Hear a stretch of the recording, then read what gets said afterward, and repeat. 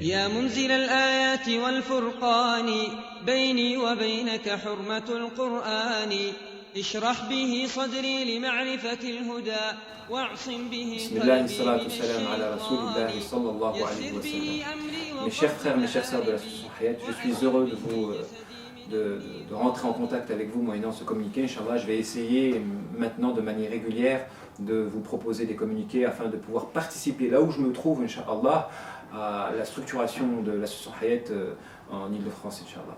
Donc je vais essayer de vous proposer chaque semaine, du meilleur que je peux, Inch'Allah, un communiqué dans lequel je vais essayer de bosser sur le développement de la structuration, Inch'Allah, et de l'organisation.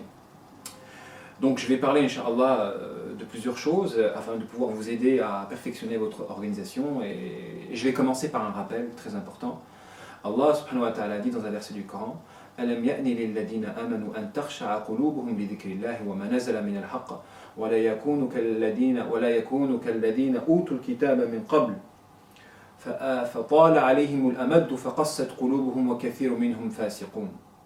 Dans ce verset, Allah subhanahu wa ta'ala dit: n'est-il pas venu le moment pour les gens qui croient d'humilier leur cœur à l'évocation d'Allah subhanahu wa ta'ala, et qu'ils ne ressemblent pas à ceux qui ont reçu le livre parmi les communautés qui les ont précédés?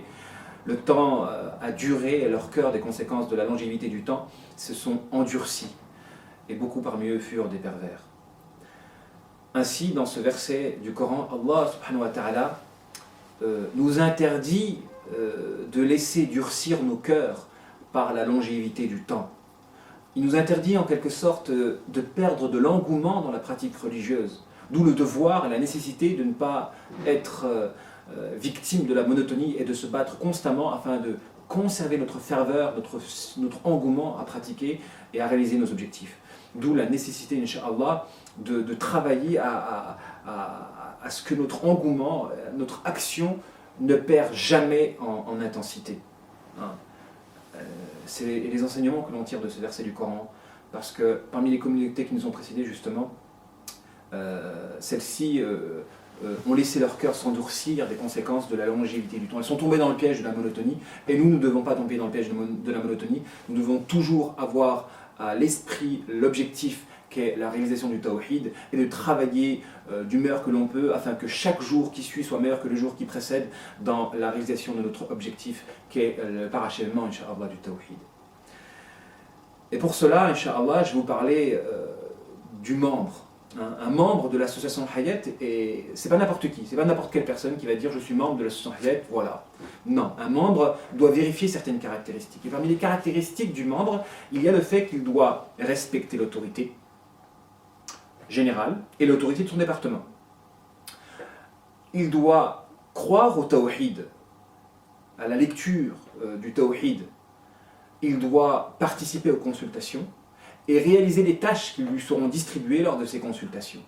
Ainsi, l'on définit un membre qui ne participe pas aux consultations, qui ne réalise pas ses tâches ou qui n'ambitionne pas de réaliser le tawhid, n'est pas un membre au sens complet du terme.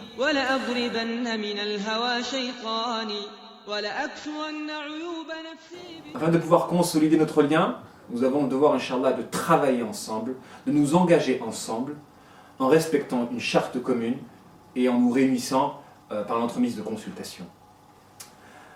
C'est les trois piliers qui nous permettent justement de consolider notre lien. Travailler ensemble, agir ensemble, respecter les chartes qui nous permettent de réguler notre action et de ne pas laisser les égos mettre leur intérêt individuel avant l'intérêt collectif, et ensuite se consulter afin de pouvoir perfectionner notre structure. Donc l'agissement ensemble implique des quotas d'action. On a besoin de fixer des quotas d'action afin de pouvoir mesurer notre action et de permettre justement son développement. Donc il est important de fixer des quotas, parce que si on ne fixe pas de quotas, justement, c'est l'ego qui fixe son propre quota, et généralement l'âme privilégie le moindre effort sur l'effort supérieur. Donc c'est pour ça que si on ne fixe pas de quotas, ce sera toujours le choix du moindre effort, et ce qui va mener justement à ne rien faire au bout du compte. Donc on a besoin de fixer des quotas pour savoir, pour pouvoir permettre la réalisation de nos objectifs. Parce que si on ne fixe pas de quotas, c'est l'ego qui va se normaliser, et quand l'ego se normalise, rien de collectif ne peut être réalisé.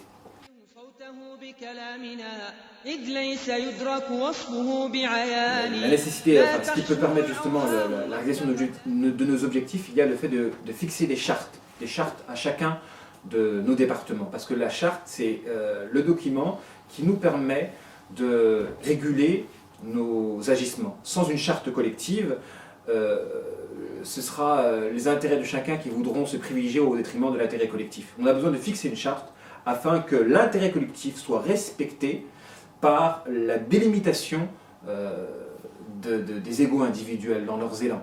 Il faut mettre des limites aux égos individuels afin de permettre la réalisation d'objectifs, parce qu'il y a une règle qui fait que l'intérêt individuel, lorsqu'il gonfle, il gonfle toujours au détriment de l'intérêt collectif. Et la charte permet justement de mettre des limites à ce gonflement des intérêts individuels afin de permettre le triomphe d'intérêts collectifs. Parce qu'on ne pourra réussir collectivement qu'à la condition que les membres qui composent une structure fassent des concessions, des sacrifices.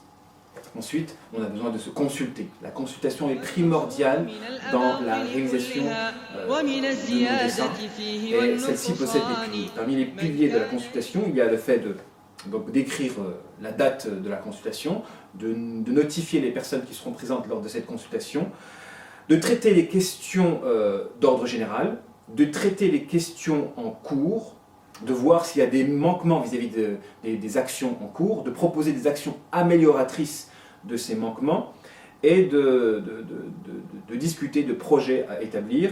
Ensuite, de distribuer des tâches quantitatives, bien sûr des tâches à chaque membre, parce que le membre, il ne faut pas qu'il soit uniquement spectateur, il faut qu'il soit acteur. On doit lutter justement contre la consommation par la proposition d'actions à tous les membres de notre structure.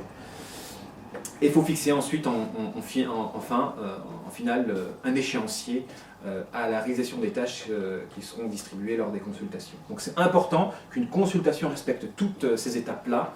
L'étape de traiter les questions d'ordre général, l'étape de traiter les actions en cours, l'étape de traiter les manquements vis-à-vis de ces questions en cours, l'étape de traiter les actions amélioratrices de ces manquements, l'étape des projets futurs à établir, l'étape de la distribution des tâches et de l'échéancier, parce qu'on a besoin d'un échéancier, parce que si on ne fixe pas d'échéancier, c'est le même principe que tout à l'heure, si on ne fixe pas d'échéancier, l'ego aura toujours à remettre à plus tard ce qu'il peut faire maintenant, et au bout du compte, il ne fera rien du tout. Alors, je vais parler maintenant du projet, parce qu'un projet, pour se concrétiser, il a aussi besoin de respecter certaines bases, parmi lesquelles se trouvent le nom et l'objectif du projet, le prévisionnel spirituel et matériel pour pouvoir concrétiser ce projet, en l'occurrence l'étude de marché, les moyens nécessaires, humains, financiers ou matériels pour pouvoir concrétiser ce projet-là, et la distribution quantitative de tâches et un échéancier. Pareillement, donc le projet, pour pouvoir être mené à bien, on a besoin de fixer des tâches avec des échéanciers qui nous permettent de respecter les étapes de la concrétisation de ce projet-là, après avoir évalué au préalable justement les moyens nécessaires à la concrétisation du projet et le prévisionnel, bien sûr, si le projet vaut le coup d'être d'être établi. Ensuite, je vais parler des différents projets et différents départements de notre structure. Donc l'association Hayat, elle possède 4 principaux départements: le département économique, le département social, le département d'éducation et le département de la communication. Ajouté à ces 4 départements-là, le département de la Hijra, donc de l'émigration.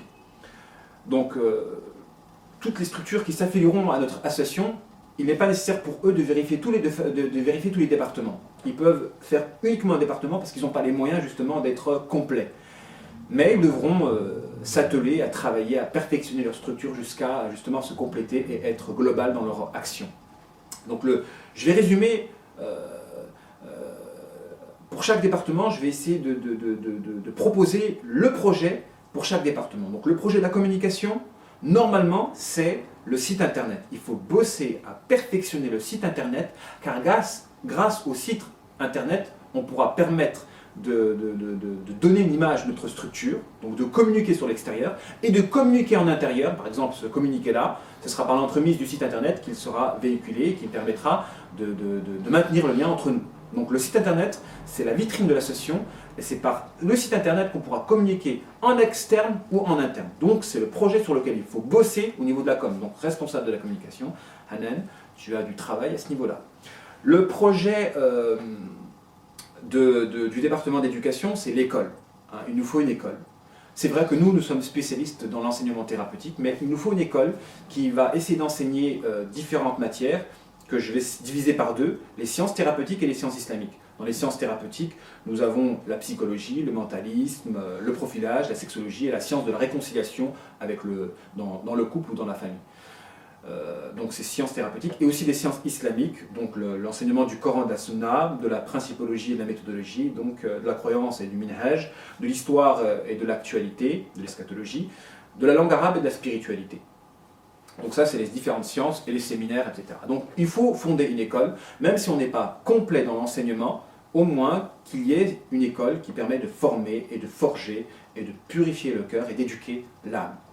Ensuite, le projet d'économie, donc le projet social, c'est, je vais passer d'abord au projet social, ensuite au projet économie. Donc le projet social, c'est d'établir, de fonder un centre d'assistance thérapeutique ou temporelle. Donc on aide les gens, mais c'est vrai que l'assistance temporelle, on ne va pas la réserver pour la France, parce qu'il y a beaucoup de gens qui s'investissent déjà en France pour aider les plus démunis.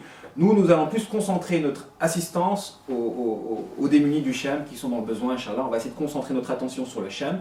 D'ailleurs, on a pour projet, on bosse actuellement à une action humanitaire en Syrie.